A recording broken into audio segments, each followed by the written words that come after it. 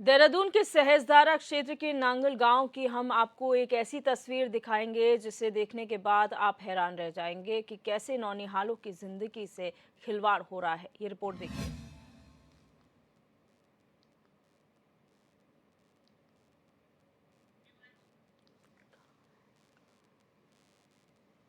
तो आपको बता दें कि यहाँ पर नौनिहालों के भविष्य से खिलवाड़ किया जा रहा है और आप देख सकते हैं तस्वीरों में खास तौर पर ये वो भवन है जो पूरी जर्जर हालत में है और यहाँ पर नौनिहाल भी बैठते हैं और यहाँ पर कक्षाएं संचालित होती हैं, छोटे छोटे बच्चे हैं और किस तरीके से अभी तक इसकी मेंटेनेंस नहीं हुई है, कभी भी कोई बड़ा हादसा हो सकता है। खंडर में तब्दील ये भवन हो चुका है।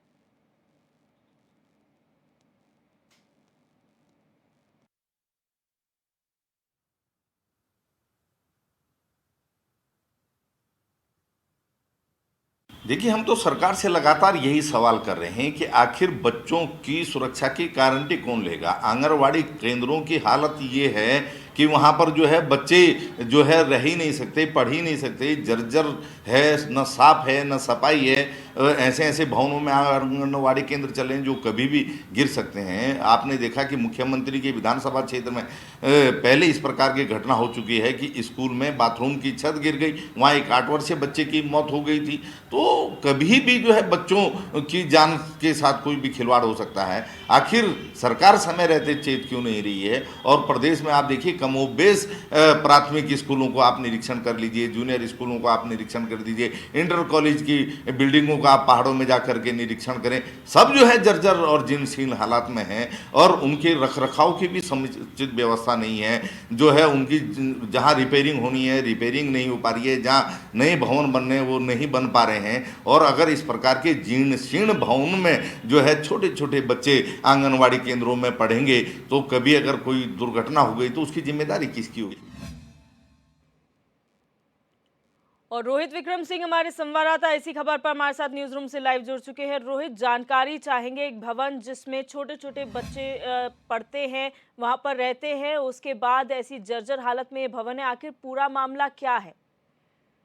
देखिए दिव्या, एक दिन पहले ही हमने इस पूरे क्षेत्र की रैकी की थी और इस दौरान हमें मालूम चला था कि सहस्त्रधारा के नांगल गांव में एक ऐसा क्षेत्र है जहां पर आंगनबाड़ी केंद्र है और यहां पर भारी अनियमितताएं बरती जा रही हैं। और कल जब हमने अपनी टीम के साथ वहां का रुख किया तो वहां पर देखा हमने, और आंगनबाड़ी केंद्र की जो वर्कर थी उन्होंने बताया करीब 25 बच्चे, छोटे छोटे बच्चे ऐसे हैं जिनकी उम्र 3 से 4 साल है। वो आंगनबाड़ी केंद्रों में जाते हैं, उनको पोषक तत्व दिए जाते हैं, पोषण आहार दिया जाता है और उसके साथ ही उनकी पढ़ाई लिखाई भी थोड़ी बहुत वहाँ पे कराई जाती है। चूँकि कल एक ही आंगनबाड़ी वर्कर थी वहाँ पर मौजूद, जब हमने उनसे पूछा कि आखिर में बच्चों को बरामदे में क्यों पढ़ाया जा रहा है, तो उन्होंने जो तस्वीर दिखाई वो बिल्कुल ही भयावह थी और बहुत ही जटिल तस्वीरें थीं। जो मुख्य कक्ष था आंगनबाड़ी केंद्र का, उसके अंदर जब हमने रुक किया और अपने कैमरे से जब तस्वीरें दिखाई तो सारी की सारी बिल्डिंग में दरारें आई हुई थी। ऊपर से लिंटर का जो मलबा है वो लगातार गिर रहा था। आलम ये है कि बच्चों के कुछ फर्नीचर भी टूट गए हैं वहाँ पर।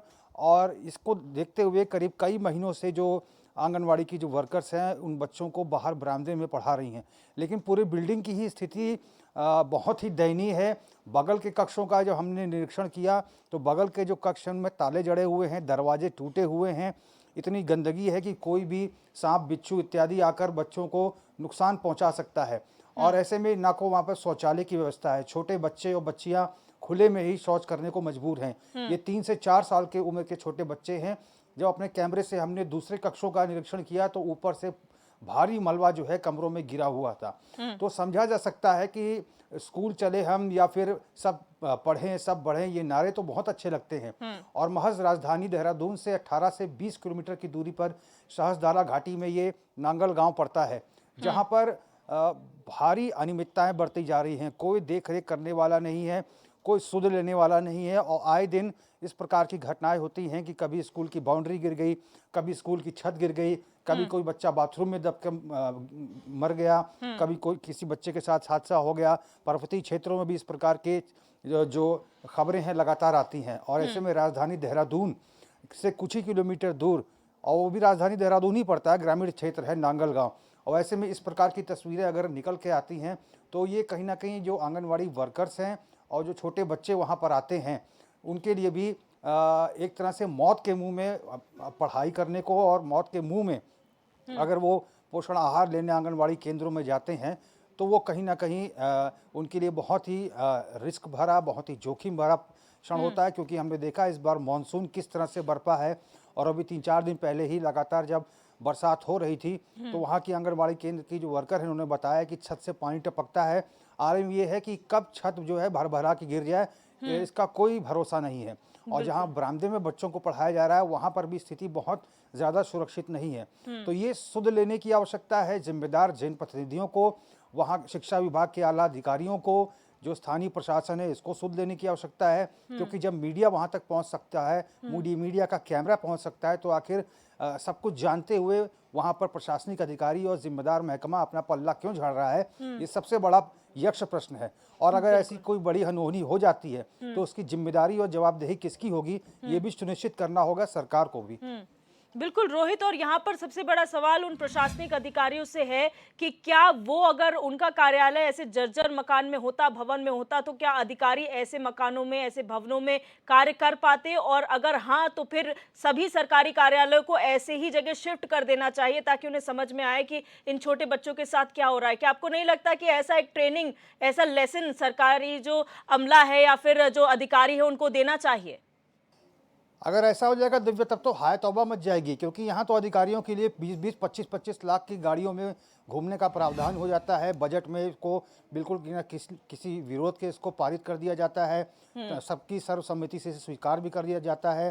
उत्तराखंड में छोटे से छोटा अधिकारी हो, बड़े से बड़ा अधिकारी हो, कोई बोलेरो या इनोवा से नीचे बात करने को तैयार नहीं है। और इनके केबिन में एसी लगे होते हैं, सारा ताम झाम, सारा जो व्यवस्थाएं हैं सब सुदृढ़ होती हैं।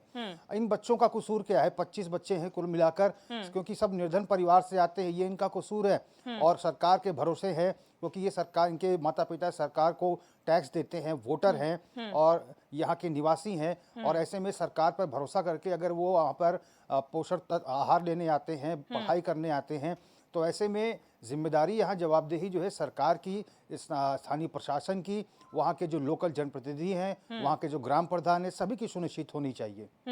अच्छा रोहित, एक और सवाल यहाँ पर ये उठता है, क्योंकि ये निर्धन परिवार से है, ऐसे में बहुत ज़्यादा इनके माता पिता बड़े बड़े स्कूल में खर्च नहीं कर सकते, इसलिए आंगनबाड़ी केंद्र जो है इनके भविष्य निर्माण के स्टार्टिंग स्टेप्स होते हैं। यहाँ पर वो माँ बाप ज़्यादा अपने बच्चे को भेजते हैं जो कहते हैं मिड डे मील मिल जाएगा या खाने को मिल जाएगा, पौष्टिक आहार सरकार की तरफ से दिया जाता है।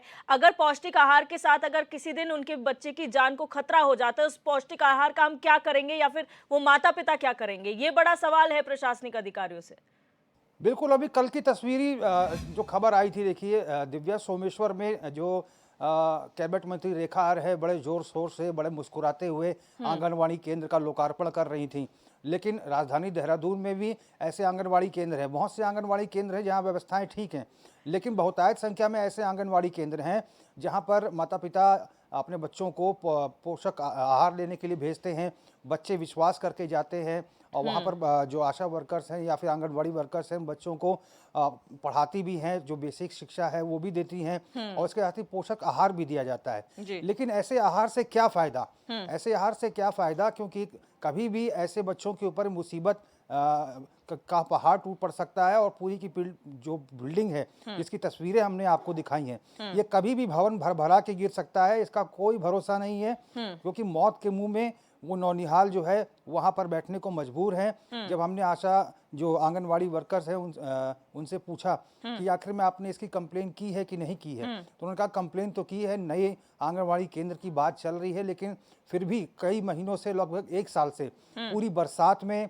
गर्मी में, सर्दियों में लगातार वो बच्चों को बाहर ही बैठाते हैं। बहुत सारे ऐसे फर्नीचर हैं आंगनवाड़ी केंद्र के जो लिंटर की छत गिरने से, क्योंकि वहाँ मलबा लगातार गिर रहा है और वहाँ पे सरिया नीचे दिखाई दे रहा है, उसका बेस बिल्कुल टूटता जा रहा है, सरिया में भी पूरी तरह से जंग लग चुका है। तो ऐसे में बहुत सारा फर्नीचर भी नुकसान हो चुका है वहाँ पर, और ऐसे में उनको डर बना रहता है कि कभी भी ये छत भरभरा के गिर सकती है। और आखिर में अगर ऐसी अनहोनी हो जाती है तो ऐसे में इस पोषक आहार का क्या फ़ायदा, क्योंकि जो माँ बाप निर्धन परिवार से हैं, जो अपने बच्चों को भेजते हैं, छोटे छोटे बच्चे हैं, आखिर वो निर्धन है, यही उनका कसूर है, क्योंकि वो उनके बच्चे हैं, वो भी उनकी आंखों के तारे हैं।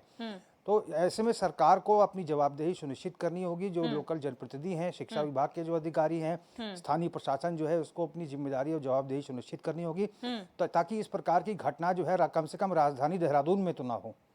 अच्छा रोहित, शिक्षा के विभाग की आपने बात की, क्या शिक्षा मंत्री का इस पर किसी प्रकार का बयान आया है? क्योंकि ये कोई पहला मामला नहीं है, प्रदेश के कई ऐसे स्कूल हैं जो बंद हो चुके हैं सिर्फ इसीलिए कि भवन जर्जर हैं या वहां पर बच्चों की कमी है, बच्चे नहीं पढ़ने आ पाते भवन की वजह से, सुविधाओं की वजह से। तो क्या इस मामले में संज्ञान लिया गया है विभाग द्वारा या मंत्री द्वारा? देखिए, सरकारें कोई भी होती है, अपनी मुंह मियाँ मिट्ठू वाला हिसाब किताब होता है। सब अपनी तारीफ करते हैं और खुद ही अपनी पीठ थपथपाते हैं। और ऐसे में चाहे वो पर्वतीय क्षेत्र की बात हो या फिर अन्य क्षेत्रों की बात हो, ज़्यादातर जो आंगनवाड़ी केंद्र हैं वो किराए की बिल्डिंग में है। बहुत ही कम ऐसी आंगनवाड़ी केंद्र है जिनके पास अपनी खुद की बिल्डिंग है। और ऐसे में ये जो आंगनवाड़ी केंद्र है, पहले ये स्कूल हुआ करता था, लेकिन इसकी खस्ता हालत को देखते हुए स्कूल को कहीं और शिफ्ट कर दिया गया। फिलहाल इस खस्ता हाल भवन में जो है ये आंगनवाड़ी केंद्र जो है चलाया जा रहा है। अब इसकी सूद कौन लेता है, कब तक लेता है, ये तो भविष्य के गर्भ में छिपा है। बिल्कुल, बहुत शुक्रिया रोहित हमारे साथ जुड़ने के लिए और तमाम जानकारी साझा करने के लिए। तो बड़ा सवाल यहाँ पर यही है कि पहले एक स्कूल यहाँ पर हुआ करता था, जर्जर होने की वजह से उसे बंद करके शिफ्ट कर दिया गया, लेकिन इस जर्जर भवन में जब स्कूल नहीं चल सकता तो फिर आंगनबाड़ी केंद्र कैसे संचालित हो सकता है, ये सभी को सोचना चाहिए।